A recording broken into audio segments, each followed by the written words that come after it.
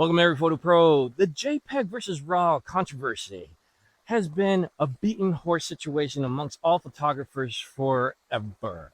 And I have to say that here it is 2026 and here I am bringing it up again. But I need you to know that I still say RAW is better. It's just because it's a format that I'm used to using. But you have to understand that I was a DSLR guy forever. And then December comes rolling around. I got myself an OM1 Mark II. I am now starting to state that JPEG makes sense because the computational power of the OM1 Mark II and using JPEG sure does simplify things quite a bit, especially when you're using programs like DxO after the fact. Because as long as you have the settings right, you really don't have to do much after you take the picture, which makes things so convenient. We're going to choose to do a few of the nice features with this camera, which is that it does the ability of doing RAW and JPEG at the same time. We'll do a little bit of some pixel hunting, right? See what makes all the differences. Yes, the RAW will come out better as long as you use certain programs. That's a catch right there. All right, here we go. OM1 Mark II, 12-100 f4 Pro, CPL polarizer in the front of the lens.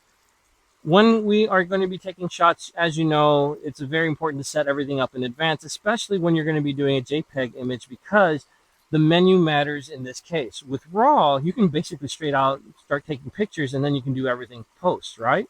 So there's the first thing that you need to know when it comes to taking a shot high res with JPEG on here in mind. When you go into the menu in computational modes, the high res shot is the first thing there. And in this case, I have it on a tripod. And because of that, it enables for me to do 80. Now, naturally, the system is going to think that you want to do the JPEG only, but you can do JPEG and RAW. Once I have that selected, there's a few other things. In the RAW case, I like doing 14-bit because I have the DxO program. It allows for me to actually pump out things in 14-bit, but there's a catch when it comes to high res, and I'll talk about that. In the waiting time, that's the only thing I'm going to make a recommendation for. So once you hit the shutter button, right, it waits an eighth of a second, and then it takes the picture. So that way, if there's any motion, there isn't going to be shown when you're doing that image. When we're going to get to the point of taking the picture itself. Of course, because a JPEG is involved, you want to do everything in pre to make sure that it's set up properly. Of course, I'm going to be paying attention to the light. Right now, it's a little bit low, so I'm going to go ahead and bring this thing up. Oh, let me do that again. Stop it. Keep hitting the shutter button by accident. I got it right there to the light, and then it's important. White balance, I have learned just to leave it in auto. But some people like to mess around with it, so if you want to go ahead and put it sunny, you can. If you want to go ahead and put it cloudy or shadow, you know that's just going to change. But when you take that picture, you got to remember that JPEG is going to hold on to that image as it is. So there's not very much post-processing you can do after that shot's taken care of. Be careful about this. And to be honest, fool around with it. See which one you like better. You are the photographer. You can choose to do whatever you want. I'm leaving it in auto. The other thing that I like to do is that I like to make sure that I have this thing set up on a little bit of higher F. Kind of want to have a little bit of a sharper image. So F8, F10, and then I always keep the ISO basically at 200 when I get the chance. And the reason why that is because honestly, that's where OM works at its best. And they kind of designed it with that in mind. So I'm not going to mess around with that too much.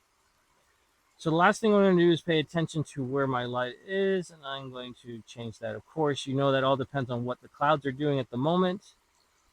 So this should be right there. Because it's on a tripod, I don't have to worry too much about it. Final thing that you need to know about is the special button.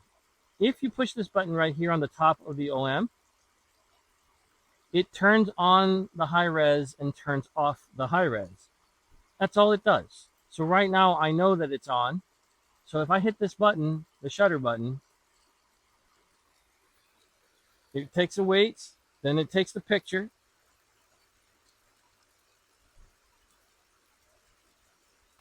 And there it is. If I were to now take a look at the images here,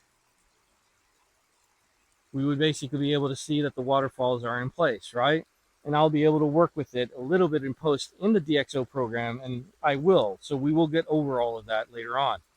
But the point is that now I have both the high res in both JPEG and also have it in high res of the RAW.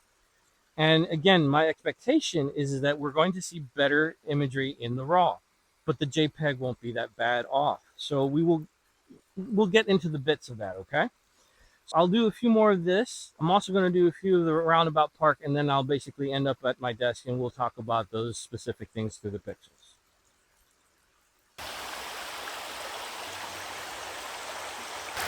You can't go wrong with a babbling brook. Everything is set again the same as before. Special buttons being pushed, making sure that it comes out. It tells you, yep, and then push. Now I'm going to bring these things back into my desk, and we're going to basically take a look at everything that these two particular shots have done. All right, welcome back to the office. Now, we're going to go over this really quick because I know that you've already spent enough time with me, and I just wanted to get into the specifics when it comes to OM Workspace and DxO and where you're going to be using both of them if you really want to get particularly picky about high resolution imagery. Right now, one of the things that a lot of people don't know about when you take the high resolution image with RAW in mind is that it actually takes two. It takes two RAW images. It takes the original, what it would have been standard RAW image of whatever you're taking a picture of, and then it also does the high resolution shot. So it's doing both. Then it does the JPEG. So really, you're taking three shots every time you're taking a picture. But that's kind of nice because now you're going to be able to see the difference pretty quickly.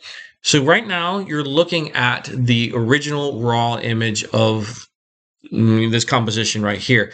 And how you can tell actually is you look at it and it says an ORI right here on the bottom versus the ORF.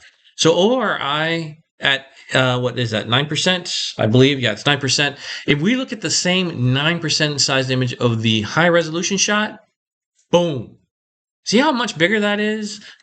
Oh yeah, much. It's same 9%. But you have to understand that this is almost, 70 megabytes from the size, 80 megabytes from the original size, while this one is going to be rolling at, 17 to 20 on its megabyte size. So again, it's still a fantastic shot, but you can see how much more information is being provided at the same single time. And that is a very big deal because then you can imagine if you're going to crop out for composition purposes, you have much more percentage of space to basically be able to do that. Which is something I want to point out. I'm going to go crazy right now on the high resolution shot, and we're going to look at this bridge. Now, imagine this is a far away item, okay? But we're going to crop in all the way into that. Let's go to 1,000, I think. 500 to 1,000. So you can start seeing the netting. You can start seeing the wood slots. Definitely the hinge of the bridge and even the bolts that are holding it on, and we're at 200 right now. So I'm going crazy. No one would, get to 1,000 for any apparent reason. But look at the edges. What would normally be the case, right? What you would see is pixelization. You'd see that basically you'd get the little squares that would come out. And for whatever reason, OM Workspace and its magic juju that it has in its program, it automatically basically interlaces everything so that it does not happen. Right? So you're not having this problem within its own program. And I want to point out something. That's why I left it here. The noise reduction isn't on. It is not on. So if I were to turn that on, it would do a little bit more work, right? But the reason why most people don't like the AI noise reduction of OM's Workspace is that it takes forever for it to work. Oh my goodness. And then there is ways for you to put presets in this, right? But I do not do that. And the reason why is because if I was going to be using OM Workspace so that I could do my high resolution imagery, I would get everything done to a certain degree. And then honestly, I put it in as a TIFF and then send it off to DxO. So that's what I would normally, do if I really wanted to have high resolution for an X reason. That said, though, I mean, look at this shot. It's really, really, really nice. But now you're going to see the difference on the DxO shot. So let me bring that up right here because you're going to see the color pop. because it automatically presets, but that's just because I use it more often than not. And so I wanted to point out something. Here was the original, 18, yeah, so 18 megabytes, right? 18 megabyte shot. And now we're going to take a look at the high resolution. So that's 68. So I was close, 68 megs. Now I want you to see the JPEG. That was the whole point of the start of this conversation. So here you have high resolution RAW. Let's take a look at high resolution JPEG. RAW. JPEG.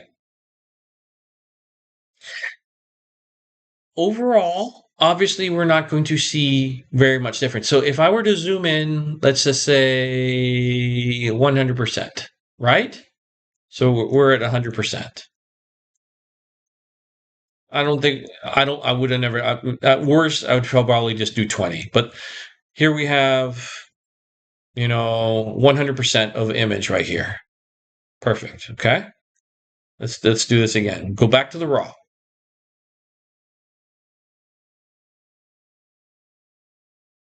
JPEG. It's impressive, right?